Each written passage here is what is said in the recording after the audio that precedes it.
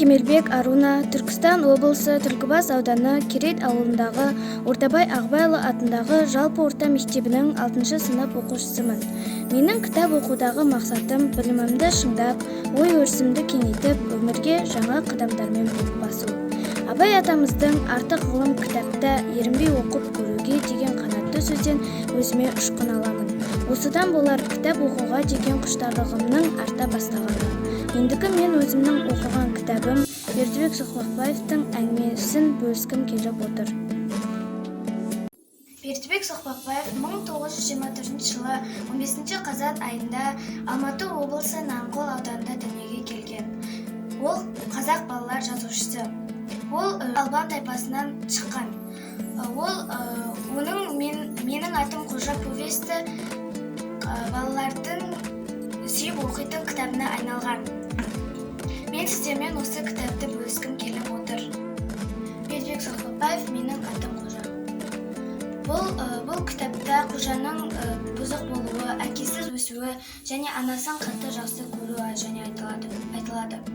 Бұл кітапта ол мектепке барған сәтте Майқанова деген сынып жетекшісімен әрқашан дауласып жүретіні және оны сыныптастары қара көше деп айтуы және оның сыныбындағы екі қожа болуы, сыныптастары оны қара қожа және сары қожа деп айтуы, оның Жанар деген қызға ғашық болуы, оның Жанар деген қыздың әжесі жоқ болған кезде үйіне барып дойбы ойнап Жанар деген қызды ренжітіп алуы айтылады. Оның Сұлтан деген өзінен 2-3 жасар үлкен адаммен бір үйге барып үйіндегі қымыз ішіп және заттарын ұрлап кетуі, оны Сұлтан деген адам бір күреске қатыстыруы айтылады. Жанарға арнап өлеңдер шығарған. Оның арманы жазушы болған. Қожаның әжесі оның талантын әрқашан қолдап жүреді. Оны қызғыштай қорғайды. Қожаның анасы Милат ақылды тәрбиелі адам. Оның ауылындағы үлкен кішісі де оны сыйлап жүреді. Мен кітапта мектеп күзетшісі Сайбек қарт туралы айтып өтейін.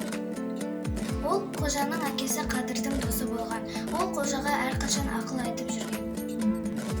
Және де мен осы повесте Майқанова туралы айтқым келіп отыр. Ол Қожаның сыныбындағы сынып жетекшісі және қазақ тілі және әдебиет пәнінен беретін мұғалімі.